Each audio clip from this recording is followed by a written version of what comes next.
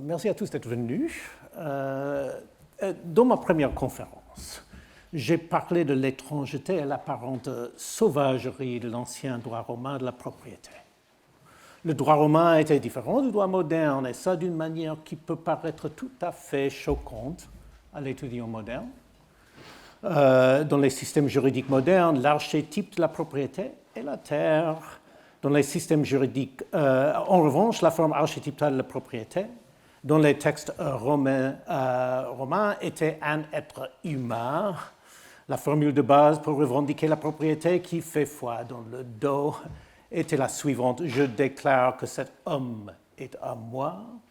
Comme l'écrit le grand sociologue Orlando Patterson, l'idiome du pouvoir de l'ancien droit romain était fondé sur la relation maître-esclave. Le terme classique pour propriétaire, dominus, avait pour signification essentielle celle de maître d'esclave. Plus généralement, le droit romain ancien acceptait et parfois célébrait la chasse aux proies humaines dans les guerres d'asservissement. Dans sa conception de la domination, également, l'Empire romain a conquis des peuples et non des terres, selon les termes des historiens, et l'idéologie romaine proclamait que les peuples du monde avaient été rendus esclaves de Rome. Que devons-nous dire de ce droit romain avec son horrible idiome du pouvoir, son vocabulaire et son imagerie sauvage? Que dire de l'adoption sereine, voire fière de l'esclavage, au moins sur le plan du langage et du symbolisme, et de cette fierté d'avoir fait des peuples du monde les esclaves de Rome? Le droit romain a jeté les bases même de la tradition juridique occidentale. Lorsque nous rédigeons nos manuels et donnons nos cours, que devons-nous dire à nos étudiants sur le fait que nos origines collectives remontent à une ancienne culture esclavagiste? Les penseurs sociaux classiques, tels que Karl Marx et Max Weber, avaient une réponse. Cette réponse concernait l'histoire économique. Ils ont interprété le langage et l'imagerie des sources romaines comme la preuve que la Rome antique et plus largement le monde méditerranéen antique reposait sur ce que la tradition marxiste appelle le mode de production esclavagiste. Le droit des anciens a fait de l'être humain sa forme paradigmatique de propriété, parce que la richesse de l'Antiquité était fondée sur l'exploitation des esclaves. Ce n'est qu'au cours des siècles suivants que le droit a pris la forme moderne qui lui est familière, celle d'un droit dont l'exemple paradigmatique est la terre.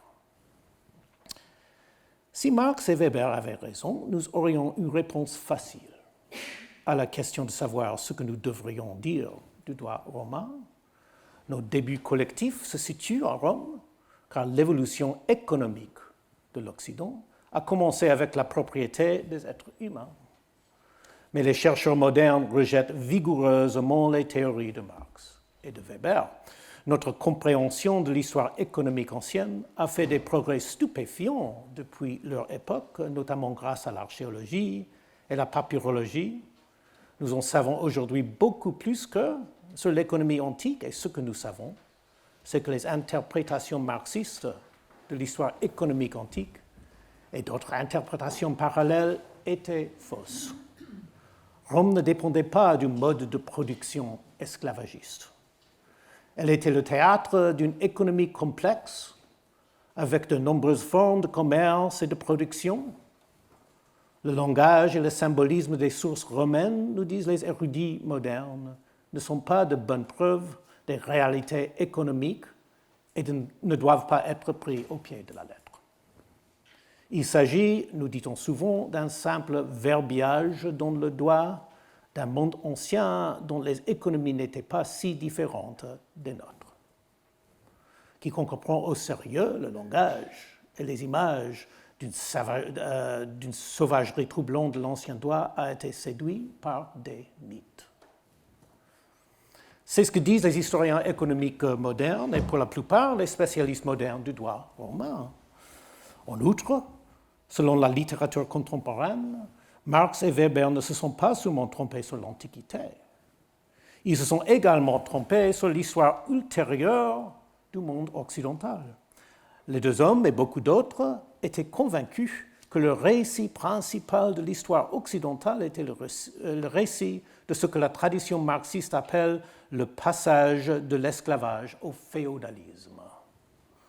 Dans cette optique, l'Occident a été façonné par la transformation des économies esclavagistes de l'Antiquité en économie féodale basée sur la terre au Moyen Âge, qui s'est produite avec le déclin et la chute de l'Empire romain d'Occident.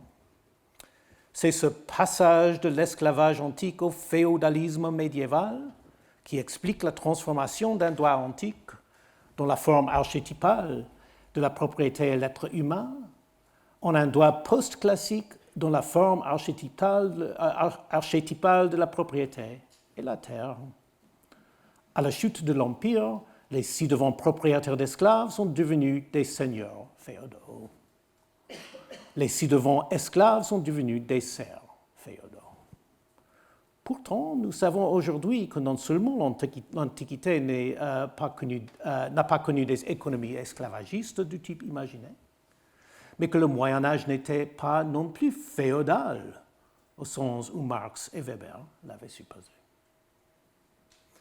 Les réponses marxistes et weberiennes ne sont donc pas des réponses du tout.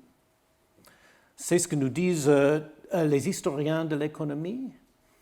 Mais est-il vraiment vrai que les penseurs classiques ne méritent pas notre attention? Il serait erroné de défendre les théories économiques de Marx et de Weber, et je ne le fais pas, néanmoins. Comme je l'ai proposé dans la dernière conférence, c'est une erreur d'écarter purement et simplement leur vision. Il est certain qu'ils se sont trompés sur l'histoire économique. Les sources romaines ne sont pas des plans de fonctionnement de l'ancienne économie romaine. L'imagerie antique de la propriété des êtres humains appartient, comme le soulignent souvent les chercheurs contemporains, au domaine des mythes. Mais les mythes sont importants. Le droit a besoin de fables et nulle part ailleurs plus qu'en droit de la propriété. Contrairement à ce que disent souvent mes collègues américains, le droit n'est pas seulement un ensemble de règles qui fournissent le cadre d'une économie performante. La fonction du droit n'est pas seulement de découvrir des solutions efficaces pour enrichir les gens. En ce qui concerne le droit de la propriété en particulier, le droit doit toujours fournir une explication, plus ou moins fabuleuse, des raisons pour lesquelles les propriétaires ont le droit de posséder. Comme le théoricien marxiste Louis Althusser l'a défini avec beaucoup d'élégance, une idéologie est une représentation du rapport imaginaire des individus à leurs conditions réelles d'existence. Le droit doit nous raconter une histoire qui explique pourquoi le propriétaire paradigmatique a un droit justifié sur sa richesse. Cela va aussi bien pour le monde antique que pour le monde moderne. La comparaison avec le monde moderne est en effet, je pense, révélatrice. Cette idéologie, on la trouve sous sa forme canonique chez John Locke, c'est-à-dire l'idéologie moderne, chez John Locke, qui raconte la fable de l'individu qui prend possession d'une terre et la cultive. Je cite la célèbre phrase de Locke: « Autant de terres qu'un homme cultive, plante, améliore, produit, autant de terres sont sa propriété. » Comme le souligne depuis longtemps la tradition marxiste, cette fable de Locke est à la base de la société capitaliste moderne. La richesse des propriétaires capitalistes modernes est justifiée par la fiction selon laquelle ils ont investi leur travail productif dans ce qu'ils possèdent.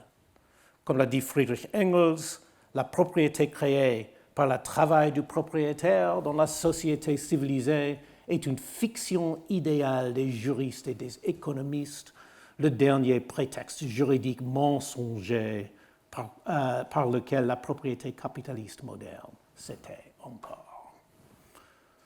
Bien entendu, il s'agit en tout point d'une fable et non d'une réalité.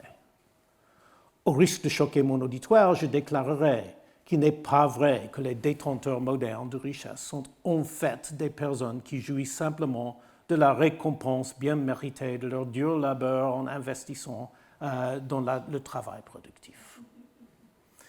Mais ils ont toujours besoin des idéologies les gens sont riches de bien de façons, parfois avec l'aide du droit, parfois en dehors. Mais ils ont toujours besoin des idéologies du droit pour expliquer pourquoi ils ont le droit d'être riches. L'idiome maître-esclave du pouvoir dans le droit romain, je vous le suggère légèrement. Je vous le suggère peut-être aborder en reconnaissant qu'il a joué à peu près le même rôle.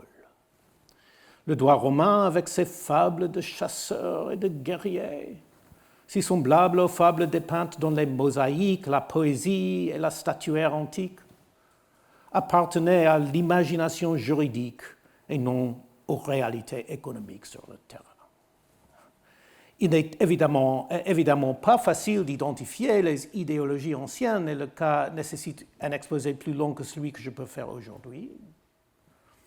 Mais j'espère que vous me permettrez de développer la comparaison avec le monde moderne comme il est interprété par Althusser ou par Friedrich Engels.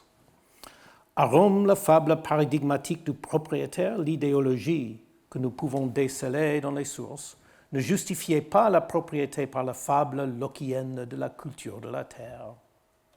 C'était la fable du chasseur ou du guerrier triomphant. Elle racontait l'histoire de l'homme qui, lance à la main, vainc l'ennemi et proclame « Je déclare que cet homme est à moi ». Comme c'est le cas dans le droit moderne, il s'agissait à tous égards d'une fable et non d'une réalité. En effet, les domini romains n'avaient pas acquis leur richesse par des prouesses héroïques sur le champ de bataille. Mais comme notre propre fable, la fable romaine a joué un rôle fondamental et récurrent dans la conceptualisation du droit, le rapport imaginaire romain des individus à leurs conditions réelles d'existence, pour reprendre les termes d'Althusser, était différent. La comparaison entre ces idéologies anciennes et modernes, ces modes anciens et modernes de l'imaginaire juridique, est d'ailleurs essentielle pour la compréhension de la longue histoire du droit occidental des biens. Car cette longue histoire peut être utilement interprétée en partie comme l'histoire d'un grand bouleversement de nos idéologies. Il n'y a jamais eu de passage économique de l'esclavage au féodalisme, comme l'ont affirmé les penseurs socioclassiques, mais le droit occidental a réellement été façonné par une transformation de ce que Patterson, dans sa superbe formule, a appelé son idiome du pouvoir. Passons des fables de la capture et de l'assujettissement des humains et autres créatures vivantes aux fables de l'occupation et de la culture des terres. Et cette transformation est d'une profonde importance. Si nous ne le comprenons pas, nous ne comprendrons pas l'un des événements les plus cruciaux du droit moderne, comment la propriété des êtres humains est devenue impensable. Tel est l'argument que j'ai commencé à présenter la semaine dernière. Mon propos aujourd'hui est d'approfondir l'histoire de cet immense changement dans notre façon d'imaginer le monde. Il s'agit de poser une question tout à fait urgente, à mon sens, de se demander comment et quand s'est produit ce changement radical dans notre façon d'imaginer l'ordre de la propriété. Ce bouleversement dans les fables du droit, que l'historien français du droit A.J. Arnaud a appelé une transformation radicale qui s'opéra dans les deux domaines du fond et de la forme du droit de la propriété, de la propriété des êtres humains à la propriété foncière. Comme je le suggérerai dans cette conférence, cette grande transformation a commencé à la même période que celle à laquelle Marx et Weber ont daté le passage de l'esclavage au féodalisme, l'Antiquité tardive, dans les siècles qui ont suivi le déclin du monde gréco-romain classique. La transformation n'était cependant pas achevée à cette époque. La pleine réalisation de cette transformation s'est étalée sur plusieurs siècles et n'a atteint son apogée qu'à l'époque de la Révolution française, une période que j'aborderai la semaine prochaine. Et comme je le suggérerai aujourd'hui, les causes des débuts de la transformation doivent être recherchées dans deux grands développements de l'Antiquité tardive. Le déclin de la culture des cités classiques gréco-romaines et le triomphe du christianisme. Il s'agit bien sûr d'une thèse très vaste que je ne peux pas démontrer entièrement aujourd'hui, mais j'espère pouvoir convaincre de sa vérité fondamentale. Je voudrais d'abord commencer par évoquer l'immensité de la transformation qu'a subi le droit occidental au cours des nombreux siècles de sa longue durée. À cette fin, je commence là où je me suis arrêté dans la dernière conférence avec le droit de l'occupatio, l'ancien droit romain de l'acquisition de biens qui n'ont jamais été possédés auparavant. Le droit de l'occupatio revêt une importance particulière pour la justification de l'institution de la propriété. Et sa longue histoire est peut-être l'exemple le plus spectaculaire de la profonde transformation qu'a connue le droit occidental depuis l'Antiquité. Considérons donc la longue histoire de l'occupatio, qui incarne le bouleversement du monde du droit qui nous sépare de nos anciens prédécesseurs.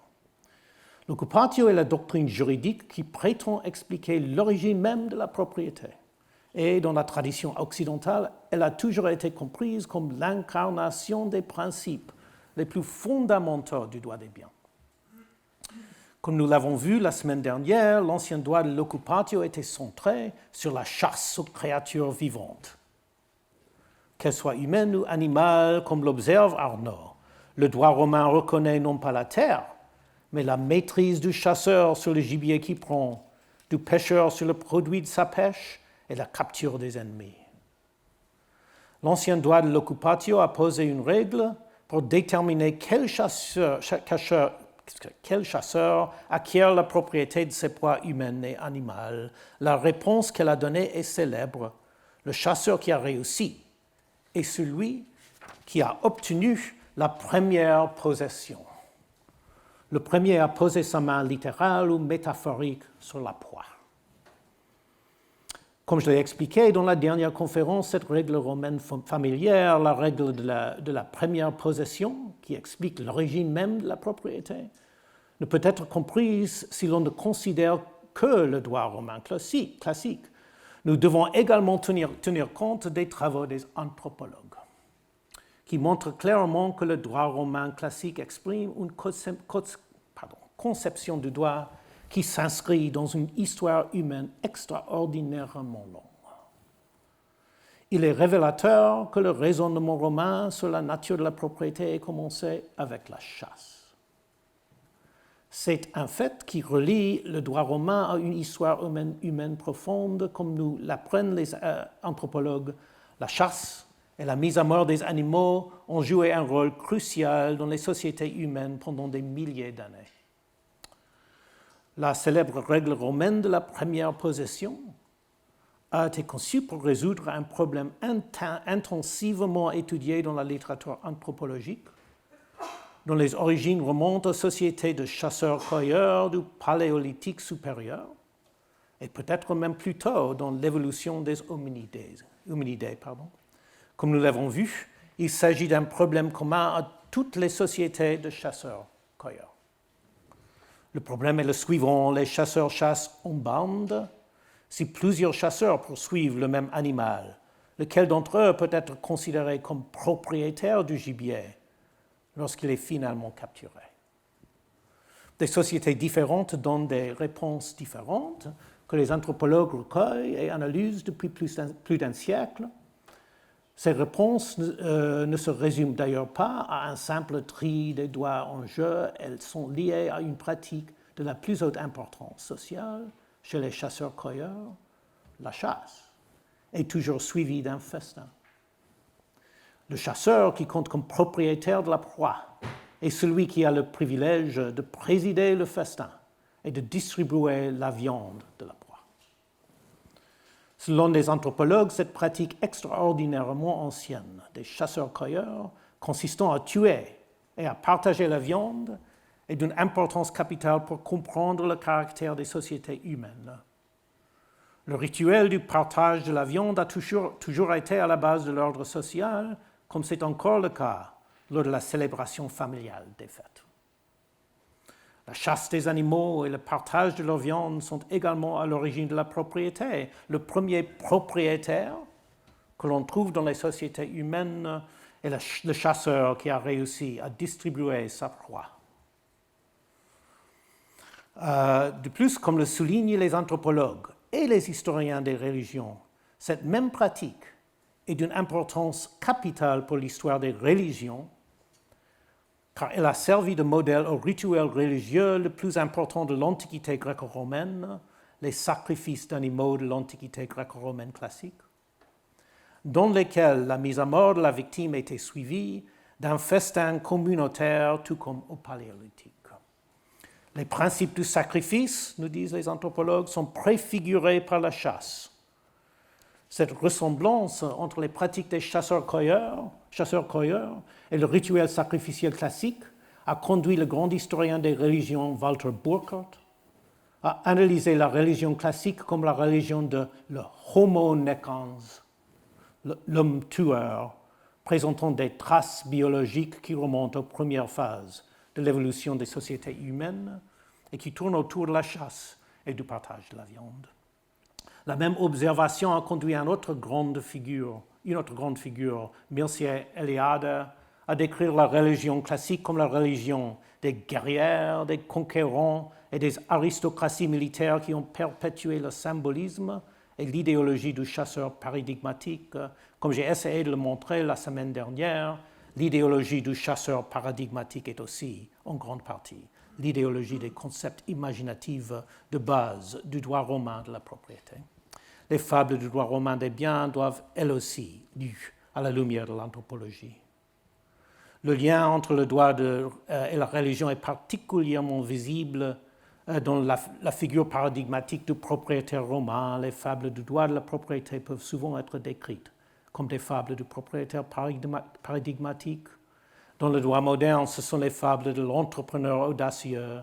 Dans l'ancien droit romain, nous pouvons les considérer comme des fables du dominus, le maître propriétaire qui régnait sur la maison romaine. Ce même dominus, il faut le dire, était également l'homme qui présidait aux sacrifices domestiques ainsi qu'aux grands sacrifices publics de l'Antiquité. En effet, la présidence des grands sacrifices publics était l'une des principales sources de son prestige public. Dans son rôle privé et public, le dominus n'était pas seulement le maître de nombreux esclaves et le conquérant qui se comprenait lui-même et qui participait, selon l'historien antique Kyle Harper, à la supériorité des armes romaines sur le chaos barbare. Il était également le prêtre qui accomplissait les sacrifices se présentant au peuple comme homo necans et supervisant la distribution du carnage. Les deux domaines ne faisaient en fait qu'un. Le droit romain classique était le droit des guerrières, des conquérants et des aristocraties militaires, tout comme dans la religion classique. Tout cela, il faut le souligner, relevait d'idéologies, de mythes et de fables. Le dominus romain n'était pas vraiment un homme qui avait traqué et saisi les biens qui constituaient sa richesse. Tout cela était une agréable absurdité, un tissu de prétention et de fiction sociale, tout comme notre propre prétention mensongère, selon laquelle toute richesse est la récompense d'un travail productif est un tissu de prétention et de fiction sociale. Pourtant, dans les deux cas, nous sommes en présence d'une absurdité indispensable.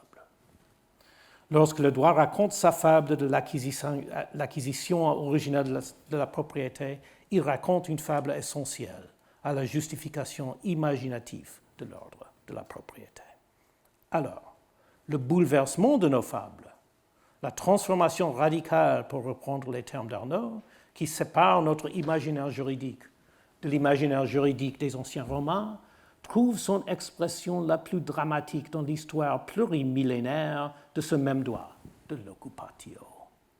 Cet ancien droit des guerrières, conquérants et aristocraties militaires qui ont perpétué le symbolisme et l'idéologie du chasseur paradigmatique a connu un changement radical au cours des siècles qui ont suivi l'Antiquité classique. Au début de l'époque moderne, elle était devenue la base de la théorie de Locke. Fondée sur la terre, c'est de l'occupatio que Locke parlait lorsqu'il déclarait « Autant de terre qu'un homme cultive, plante, améliore, produit, autant de terres sont sa propriété ». De plus, les enseignements de la loi de l'occupatio ont joué un rôle essentiel lors de l'expansion coloniale et impériale de l'Europe. Ceux d'entre vous qui connaissent un peu l'histoire de l'impérialisme et du colonialisme européen savent de quoi je parle. Les conquêtes européennes à partir du XVIe siècle se sont régulièrement appuyées sur le droit de l'occupatio, mais pas sur le droit de l'occupatio de la proie dans la chasse. Les conquêtes se sont appuyées à la manière de Locke sur le droit de l'occupatio des terres, justifié comme la prise de res nullius, selon une expression ancienne, une chose n'appartenant à personne, ou plus tard, comme la prise de terra nullius, une terre n'appartenant à personne. Les conquérants européens prétendaient que les terres du Nouveau Monde en particulier n'avaient jamais été possédées, malgré la présence de tant de peuples. Là où les occupants romains chassaient des bêtes et des hommes et conquéraient des peuples, et non pas des terres, leurs descendants européens occupaient le globe. Il s'agit là d'une transformation radicale, l'ancien droit du chasseur paradigmatique qui s'emparait des proies animales et humaines analogues au peuple romain, qui avait conquis d'autres peuples, est devenu le droit moderne des colons et des conquérants de terre. Quelle évolution stupéfiante! Quel fait fondamental dans l'histoire de l'Occident! Et la transformation radicale, nous devons le reconnaître, n'était pas seulement une transformation du droit de l'occupatio. L'occupatio, le thème central d'Arnaud, est peut-être l'exemple le plus spectaculaire de la transformation profonde du droit du monde occidental, le grand fossé qui nous sépare des anciens, mais ce n'est qu'un exemple. La terre s'est déplacée au centre de tout le droit de la propriété et de la domination gouvernementale. C'est cette transformation radicale qui a fait de la terre l'archétype de la propriété, non seulement dans le droit de l'occupatio, mais plus largement dans le droit. Et même dans l'esprit des gens ordinaires. C'est en raison de cette transformation radicale de l'imaginaire juridique que lorsque je prononce aujourd'hui le mot propriété, l'image qui vous vient d'abord de l'esprit est celle non pas d'un esclave, comme chez les Romains, mais de la propriété foncière. Comme le dit le Larousse, d'un terrain ou d'une maison. De même que nos ancêtres européens se sont venus à conquérir des terres plutôt que des peuples, nous en sommes venus à imaginer la propriété de manière paradigmatique comme étant la propriété d'une terre. La même transformation radicale s'est opérée dans notre conception de l'État. Dans la dernière conférence, j'ai cité Hugo Grotius. La fonction de domination peut avoir deux objets possibles. Le premier type est la domination sur des personnes, comme par exemple sur une horde d'hommes, de femmes et d'enfants à la recherche d'un nouvel endroit où s'installer. Le type secondaire est la domination sur un lieu que l'on appelle territoire. L'État romain classique, comme pratiquement tous les États prémodernes, appartenait au type primaire de Grotius. Son pouvoir était avant tout un pouvoir sur des êtres humains, je cite. À la fin du XVIIIe siècle, le type secondaire de Grotius s'est imposé. Les États modernes sont sans ambiguïté territoriaux. Et ce n'est pas tout. Le droit classique était personnel et non territorial. Il s'agissait du droit des membres d'une communauté donnée. Enfin, le droit moderne n'autorise plus la propriété des êtres humains. Non, le droit n'a pas subi un passage économique de l'esclavage au féodalisme. Marx et Weber se sont trompés sur ce point. Mais il a connu un grand passage, un passage en termes techniques de la personnalité à la territorialité. Il faudrait un livre pour passer en revue tous les changements pertinents, je ne peux pas le faire ici. Mais j'espère que cette brève esquisse suffira à suggérer les dimensions du problème et à faire comprendre l'urgence de trouver une réponse à la question de savoir pourquoi cela s'est produit. Quant à l'explication, Elle nécessite également un livre. En effet, la transformation radicale s'est déroulée sur plusieurs siècles dans la longue durée de l'histoire juridique. Commençons à la fin de l'Antiquité et ne culminons pas avant la fin des XVIIIe et XIXe siècles. Pour l'instant, dans la suite de cette conférence, je me concentrerai uniquement sur les débuts de la transformation. Comme je l'expliquerai, ces débuts se situent dans l'Antiquité tardive, à l'époque même à laquelle Marx et Weber ont daté les débuts du passage supposé de l'esclavage au féodalisme. La transformation n'était cependant pas, comme il le supposait, une transformation économique résultant d'une mutation dans les pratiques d'exploitation du travail des esclaves antiques aux serfs médiévaux. Il s'agissait d'une transformation de l'imaginaire du droit, suscitée par deux développements historiques, le déclin des anciennes cités gréco-romaines et le triomphe du christianisme. Pour préparer le terrain, j'aimerais m'étendre un peu sur deux aspects du droit de l'Empire romain classique, qui ont tous deux subi des changements importants dans l'Antiquité tardive. Le premier concerne son cosmos mythique, et en particulier sa conception de ce que nous appellerions aujourd'hui l'état de nature. Le second concerne la culture brutale du pouvoir classique centrée sur la figure du dominus, le propriétaire maître et habitant de l'une des cités gréco-romaines classiques. Je commencerai par vous plonger dans le cosmos mythique du droit romain classique. La théorie de l'état de nature, si importante dans l'élaboration de la culture politique moderne depuis Hobbes, Locke et Rousseau, a eu diverses sources anciennes. Le droit romain en faisait partie, même si les juristes n'utilisaient pas l'expression état de nature. En particulier, le mythe de ce que nous appellerions aujourd'hui l'état nature se trouve dans l'un des passages les plus célèbres des sources juridiques classiques et, à mon avis, l'un des plus fréquemment mal interprétés. Il s'agit de l'œuvre de l'un des plus grands juristes romains, Ulpien de Tyr, qui a travaillé à la toute fin de la période classique, au début du IIIe siècle après Jésus-Christ. C'est un passage qui a joué un rôle crucial dans l'élaboration de la tradition politique occidentale. Ulpien y raconte une fable sur les origines de l'esclavage. En droit naturel, expliquait-il, tous les hommes naissaient libres, mais l'esclavage a fait irruption sous le ius gentium, le droit de tous les peuples.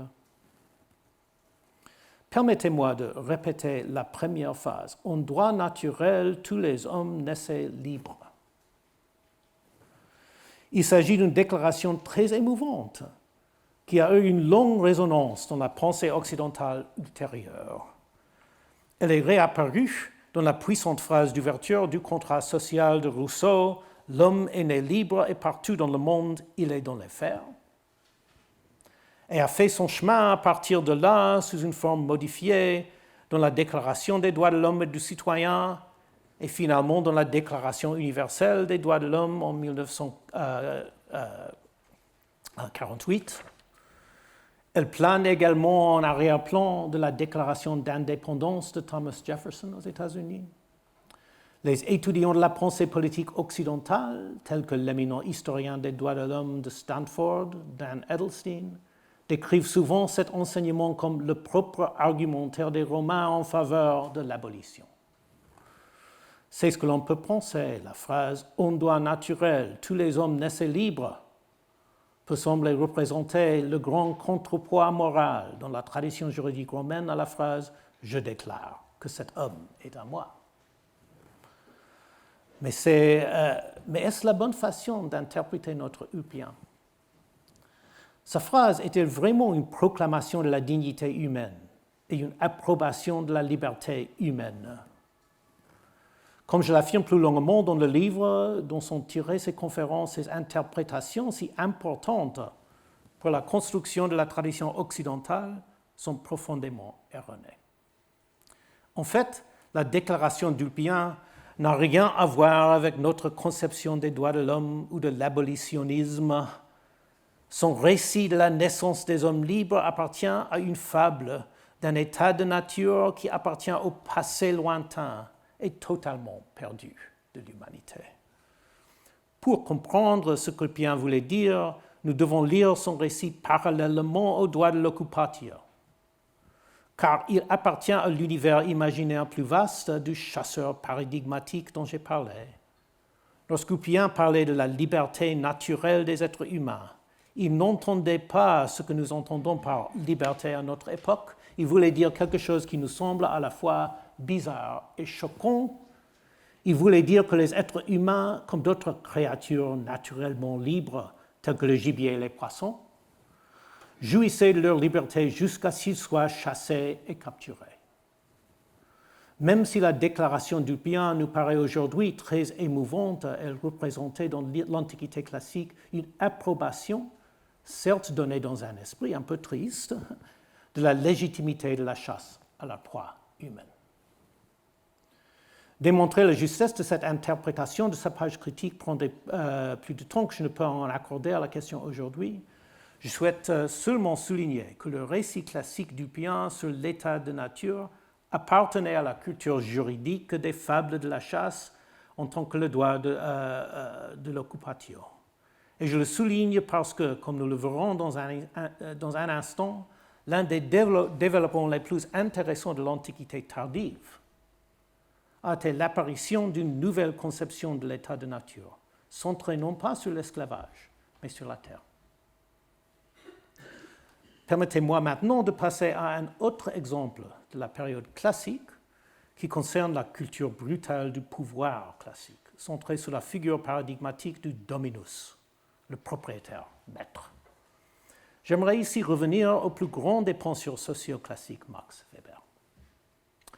Mon objectif est double. Premièrement, montrer comment Weber a mal interprété les sources romaines, les considérant à tort comme des preuves du fonctionnement de l'économie antique.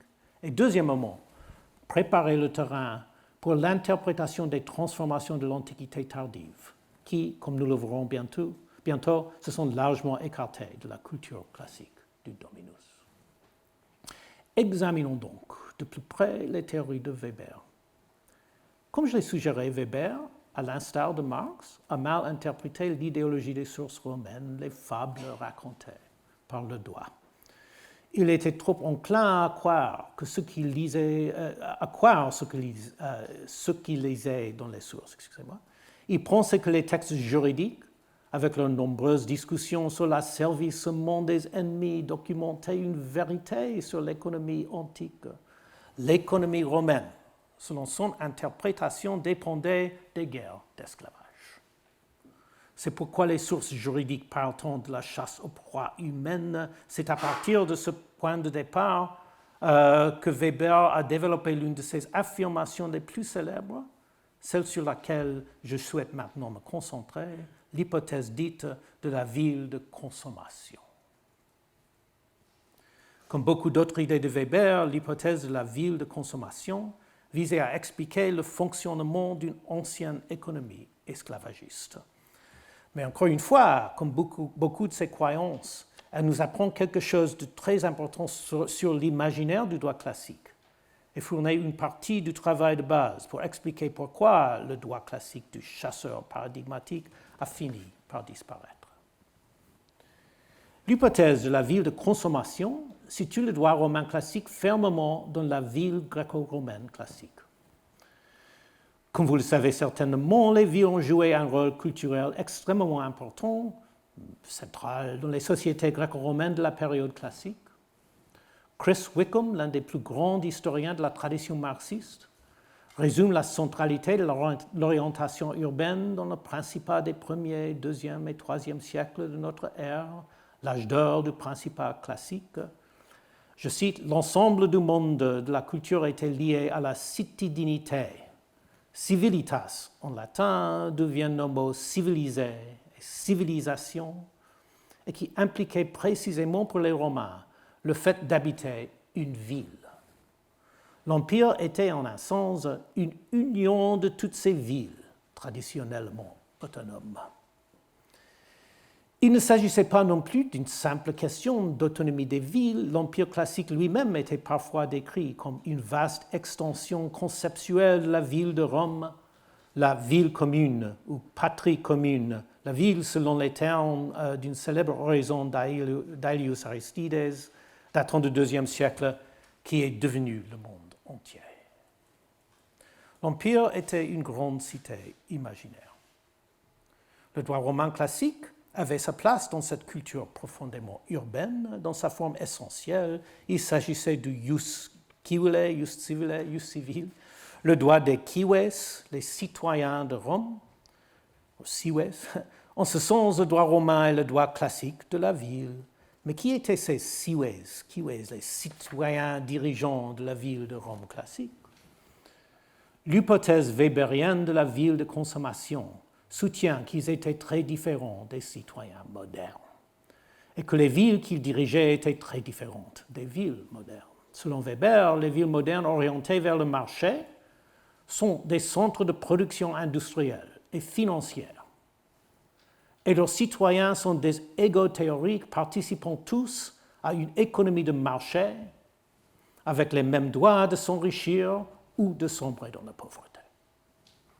En revanche, les villes anciennes étaient des centres de prédation militaire. Les élites antiques, les cives des textes romains, n'étaient pas des industriels ou des banquiers, mais des guerriers qui se consacraient au butin. Et leurs villes étaient des citadelles dans lesquelles les Gewaltherren, les dirigeants par la violence, collectaient et distribuaient les prises de leurs campagnes. Il s'ensuit que les villes antiques, au lieu de servir de centres de production pour les transactions de la commerce, fonctionnaient comme des centres de consommation, des camps fortifiés pour les guerriers qui se régalaient des profits de la guerre. Cela ne signifie pas que les cives romains étaient eux-mêmes activement engagés dans des campagnes, au contraire. Leur Rome était le foyer d'une noblesse aisée, qui se nourrissait des fruits de la conquête, ainsi que d'autres formes d'extraction de richesses, vivant de la graisse d'une campagne soumise ainsi d'une campagne soumise aussi que d'une campagne soumise, ainsi que du travail d'ennemis réduit en esclavage.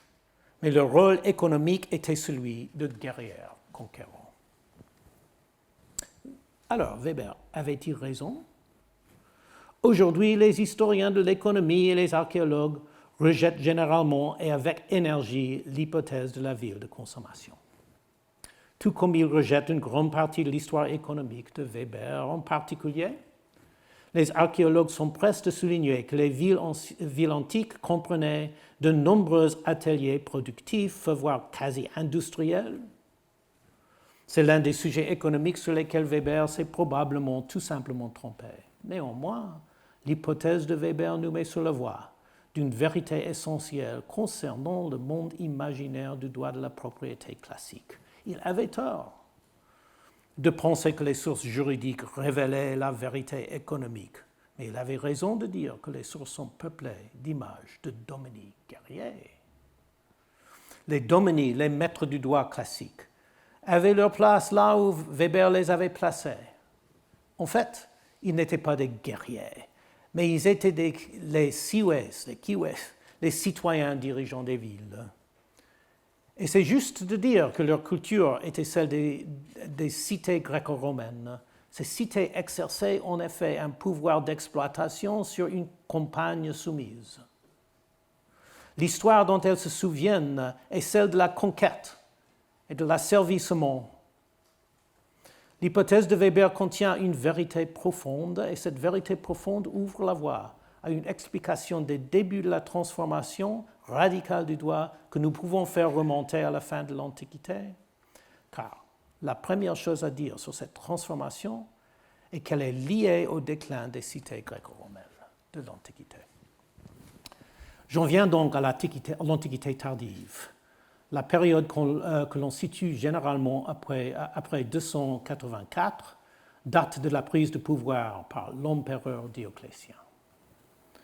Les siècles qui ont suivi ne sont plus décrits, comme l'ont fait Marx et Weber, comme un âge de décadence où le monde classique a commencé à sombrer dans les ténèbres médiévales.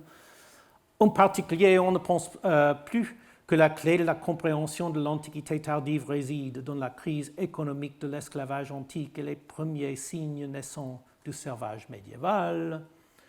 Comme j'étais obligé de le dire si souvent aujourd'hui, Marx et Weber avaient tort. Pourtant, si peu de chercheurs sont encore prêts à affirmer que les esclaves de l'Antiquité tardive ont subi une mutation en serfs médiévaux, nombreux sont ceux qui avancent un argument similaire et intrigant. La terre et la territorialité ont été mises en avant dans le doigt d'une manière nouvelle. Il est en effet frappant de constater que de nombreux historiens de l'Antiquité tardive estiment que la terre et la territorialité ont acquis une nouvelle importance dans l'imagination juridique de l'Antiquité tardive. Un changement s'est produit dans la façon dont les Romains concevaient le territoire, écrit Mark Graham, plus précisément à partir du IIIe siècle. Les Romains ont commencé à considérer leur possession en termes de territoire délimité, et non plus seulement en termes de division entre les peuples. Claudio Rapp et H. Adrak parlent également d'un grand changement dans la pensée politique qui a diminué la centralité de la vie urbaine, entraînant une transition de la compréhension du pouvoir de la police à l'impérium, de la ville antique à un nouveau type d'empire territorial. Wickham affirme que les élites de l'Antiquité tardive se sont tournées davantage vers l'exercice d'un pouvoir basé sur la terre, alors qu'elle était attirée hors des villes en déclin vers la campagne, devenant progressivement quelque chose de plus proche des seigneurs féodaux. Aucune de ces publications ne confirme la grande hypothèse d'une transformation socio-économique de la fin de l'Antiquité dans la pratique de l'exploitation du travail, mais tous ces documents font état d'un changement significatif et suggèrent que l'étude de l'émergence d'une orientation imaginative vers la terre dans le droit occidental de la propriété, qui est devenue pour nous une seconde nature, doit commencer là où Marx et Weber pensaient qu'elle commençait, c'est-à-dire dans l'Antiquité tardive. Comment expliquer ce changement? La plupart des publications se concentrent sur un phénomène en particulier, le déclin des villes antiques. Selon un processus souvent répété dans l'histoire des empires prémodernes, du Proche-Orient à la Mésoamérique, l'empire de l'Antiquité tardive a connu un certain degré de désurbanisation. Les villes prémodernes étaient souvent abandonnées ou semi-abandonnées sous la pression de la peste, des invasions ou des changements climatiques. Cela faisait partie de la systolée et la diastolée des civilisations anciennes, et cela s'est également produit dans la Méditerranée de l'Antiquité tardive. Les invasions ont joué un rôle, comme en parlent les historiens. L'exemple le plus frappant de cette réduction, cette diminution des villes est celui de Rome elle-même, qui au début du Moyen-Âge était passée d'une agglomération de plus d'1 million d'habitants à une trentaine de milliers blottis dans un périmètre réduit. Mais les études actuelles soulignent que les pestes et les changements climatiques ont également joué un rôle. Le déclin n'a pas été ressenti autant qu'à l'est qu'à l'ouest, mais la vie urbaine, comme l'écrit Wickham, s'est essoufflée presque partout, et le monde romain a dérivé vers ce que Rapp et Drake appellent un système d'habitation plus rural. Les changements intervenus dans le droit de l'Antiquité tardive semblent très clairement refléter ce grand déclin urbain. Il y aurait beaucoup à dire, mais pour les besoins de cette conférence, je me concentrerai uniquement sur les deux exemples que je viens de donner. Le droit de la nature et la culture de la ville de consommation. Je commence par le premier. Comme je l'ai rappelé il y a quelques instants, les juristes classiques ont décrit l'état de nature, sans toutefois utiliser l'expression, comme un état dans lequel les hommes, comme les autres animaux, jouissaient d'une liberté naturelle. Cet état de liberté naturelle a toutefois pris fin avec l'apparition du jus gentium, le droit de tous les peuples, qui a envahi l'état de nature, selon les termes d'Ulpian, apportant avec elle la chasse à la proie humaine. Le récit classique dépeint donc une chute de l'innocence égalitaire primitive vers l'esclavage. La fin de l'Antiquité a vu l'apparition d'une fable étonnamment nouvelle, proposée par un juriste de premier plan à la cour de l'empereur soldat Dioclétien, dont le règne est traditionnellement considéré comme marqué le début de l'Antiquité tardive. Il s'agit du juriste Aurelius Hermogenius, et sa nouvelle fable, comme beaucoup de celles que nous voyons dans l'Antiquité tardive, concerne la Terre. Pour comprendre le remaniement de la fable de l'état de nature par Hermogène, il faut commencer par examiner de plus près le travail de son maître Dioclétien. L'empereur Dioclétien a adopté une stratégie de gouvernement radicalement nouvelle. En principe, l'Empire classique était dirigé par ses villes. En revanche, Dioclétien a divisé l'Empire en 4 territoires dirigés par 4 empereurs collégiaux. C'est ce que l'on appelle la tétrarchie. C'est l'exemple clé de la transition de Rapp et Drake de la police à l'impérium. La création de cette nouvelle forme de gouvernement territorial s'inscrit, à mon avis, dans le contexte du nouveau récit d'Hermogène sur l'état de nature. C'est probablement au début du IVe siècle qu'Hermogène a composé sa propre déclaration sur le développement primitif du droit. Contrairement à son prédécesseur Ulpian, 3/4 de siècle plus tôt, il ne parle pas de l'extinction de la liberté naturelle et de l'introduction de l'esclavage, il parle plutôt de l'avènement de la monarchie et des frontières terrestres. Par le Ius Gentium, encore une fois, les guerres ont été introduites, les royaumes fondés, les propriétés distinguées, les bornes placées sur les parcelles de terre. Comme l'observe l'excellent historien de la pensée politique Annabel Brett, il s'agit là d'un changement radical par rapport aux idées d'Ulpian. Pour Hermogène, la fin de l'état de nature n'est plus liée à la montée de l'esclavage, mais à celle des monarchies et des frontières terrestres. Ce départ a ouvert la voie à des siècles d'évolution du droit, qui s'est de plus en plus concentré sur la terre. Nous sommes maintenant sur le chemin qui mène à Rousseau, dont je cite le discours sur l'inégalité, le premier qui, ayant enclos un terrain, a dit « Ceci est à moi », et a trouvé des gens assez simples pour le croire, a été le vrai fondateur de la société.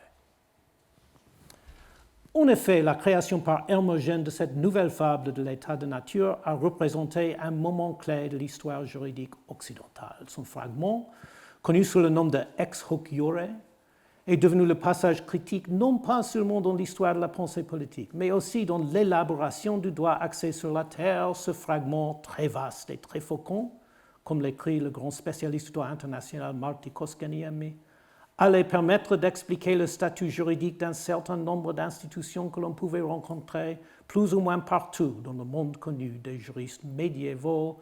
C'est ce passage qui sera couramment utilisé pour analyser le droit de la féodalité du Moyen-Âge et au début de l'époque moderne.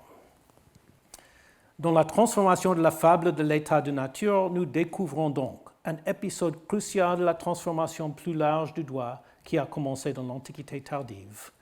Et on allait de même de manière beaucoup plus générale pour le droit de l'Antiquité tardive. Comme l'observe une grande partie de la littérature, ces changements reflètent l'impact général du même déclin de l'ordre urbain classique qui se trouve à l'arrière-plan de la territorialisation de l'Empire par Dioclétien. Wickham propose une analyse particulièrement brillante des conséquences de l'effondrement des hypothèses classiques sur le siège de pouvoir de l'élite.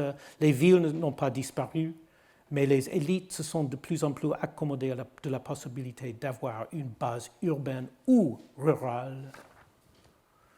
Il est devenu acceptable de vivre principalement en tant que seigneur de campagne. Comme l'a expliqué Paolo Grossi, grand historien italien de la propriété, le droit est lentement devenu quelque chose de nouveau, la coutume d'une terre, la coutume d'une ferme. Le dominus classique, le dominus de la ville de consommation de Weber, a commencé à transférer le siège de son pouvoir à la campagne. À mon avis, ces interprétations sont extrêmement puissantes et constituent une explication cruciale. Mais je pense qu'il est essentiel que nous considérions également une deuxième raison pour cette transformation qui nous ramène à la parenté intime entre le droit et la religion. Il s'agit d'un autre événement marquant de l'Antiquité tardive, le triomphe du christianisme. L'Antiquité tardive a bien sûr été le théâtre d'une christianisation de l'Empire. Quelle incidence ce fait capital peut-il avoir sur la transformation du droit? Rapp et Drake répondent à cette question et établissent un lien entre le triomphe du christianisme et la nouvelle émergence des conceptions territoriales de gouvernance. Le passage de l'Antiquité tardive de la police à l'impérium, selon leur expression, était un passage de l'empire imaginé comme une ville fictive à un empire imaginé comme un territoire soumis à la domination d'un seul empereur, et il était chrétien dans sa teneur. Cette nouvelle conception se caractérisait par la conviction que l'empereur régnait sur un seul royaume, tout comme le ciel et la terre étaient gouvernés par un seul Dieu. Selon Rapp et Drake, ce passage à une conception monothéiste et donc territoriale impériale a reconfiguré l'appartenance politique en remplaçant l'ancienne forme de la citoyenneté. L'appartenance à un État mondial, un oikoumène, a remplacé la police en tant que cadre conceptuel dans lequel les anciens peuples méditerranéens concevaient leurs relations mutuelles. Je trouve cet argument à la fois fascinant et convaincant, mais je voudrais ajouter un autre récit des conséquences du triomphe du christianisme qui nous ramène à l'œuvre d'Héliade que j'ai citée précédemment et au rôle social du dominus romain. Comme nous l'avons vu, Héliade décrit la religion sacrificielle comme religion de la chasse. Cette description s'inscrit dans le cadre plus large de son étude des pratiques rituelles, dans laquelle il propose une histoire de la religion humaine qui remonte au Paléolithique. Dans le monde antique, affirme Héliade, deux formes de rituels s'opposaient. D'une forme, les rites sacrificiels qui plongeaient leurs racines dans des pratiques de chasse remontant au Paléolithique. D'autre part, les rites qui plongeaient leurs racines dans la révolution agricole. Le rituel sacrificiel, comme nous l'avons vu, centré sur l'abattage des animaux et la distribution de leur viande à la communauté, est né des activités de la Homo necans paléolithique. Mais l'invention des technologies agricoles a produit, selon Héliade, une forme très différente de pratiques religieuses. Les rituels orientés vers l'agriculture étaient centrés sur la culture de la terre et non sur la chasse, et ils tournaient autour de la naissance, la mort et la renaissance, le cycle de vie de la culture, qui semblait mourir en hiver pour renaître au printemps. Le mystère de la végétation est au cœur de la religion, et comme l'explique Héliade, c'est un mystère qui exige qu'on s'y attarde et que l'on s'y arrête. Les cultures agraires développent ce que l'on peut appeler, dit-il, une religion cosmique, puisque l'activité religieuse se concentre autour du mystère central, le renouvellement périodique du monde. Là où la religion de chasse ritualisait la mort, la religion agraire ritualise la mort à laquelle succède sans fin la renaissance. Héliade voit des formes agraires archaïques réapparaître, entre autres, dans le christianisme, religion de la mort et de la renaissance de Jésus, riche en symbolisme agricole. Les deux formes de pratiques rituelles, les rites de la chasse qui mettent en scène la mort et les rites de la récolte qui mettent en scène la renaissance, existaient dans l'Antiquité classique, selon Héliade, mais le sacrifice de sang était, comme nous l'avions au cœur de la pratique religieuse classique. Et l'opposition au sacrifice de sang était l'un des traits caractéristiques de la nouvelle religion. Le triomphe de la nouvelle religion a conduit à la fin du sacrifice, selon le titre des conférences de Guy Strauss sur ce sujet, donné ici au Collège de France, avec la destruction en grande partie achevée au début du Ve siècle de la pratique rituelle classique. Alors, il faut que je finisse. Il y a un parallèle, je crois, frappant entre son histoire des religions et l'histoire du droit que j'ai raconté. Le droit, lui aussi, était témoin, après plusieurs milliers d'années, du déclin de l'idéologie du chasseur paradigmatique. Le centre de gravité du monde antique ayant été placé vers la campagne agraire, selon cette interprétation, le passage du droit des maîtres d'esclaves au droit des seigneurs de la terre serait le passage de la chasse à l'agriculture. Le droit aurait participé à l'immense et glacialement lente évolution vers une orientation agricole qui a marqué l'histoire de la religion. Avancer un tel argument, c'est accepter une proposition difficile à digérer pour les historiens. L'impact culturel de l'invention de l'agriculture ne s'est pleinement manifesté qu'au cours d'un processus de changement de l'ordre de 10 000 ans.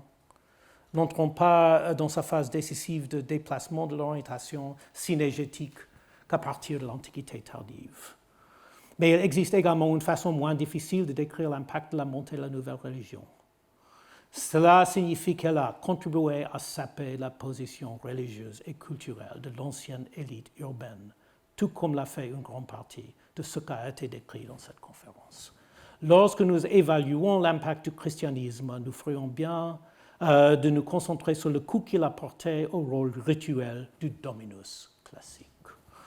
La culture du dominus classique était associée à l'exécution de sacrifices sanglants et l'assaut contre les sacrifices sanglants accompagné de l'établissement d'un nouveau sacerdoce qui a remplacé l'ancien ordre religieux, a eu pour effet de couper l'herbe sous le pied de la culture classique de la propriété. Alors, je vous remercie. La semaine prochaine, si je peux l'écrire brièvement, la semaine prochaine, je me pencherai sur un problème différent. Tout au long de ces conférences, j'ai parlé de Marx et de Weber avec beaucoup d'admiration, mais aussi en étant conscient que l'étude actuelle rejette leur vision de l'histoire économique. Ces grands penseurs se sont trompés, et je suis soutenu parce qu'ils ont lu les fables dans les sources juridiques, comme s'il s'agissait de comptes rendus fiables du fonctionnement quotidien des économies antiques et médiévales. Comme cela le suggère, il y a une histoire à raconter sur la façon dont ils ont tiré leurs fausses conclusions. Et cette histoire serait le sujet de la prochaine conférence. Merci beaucoup.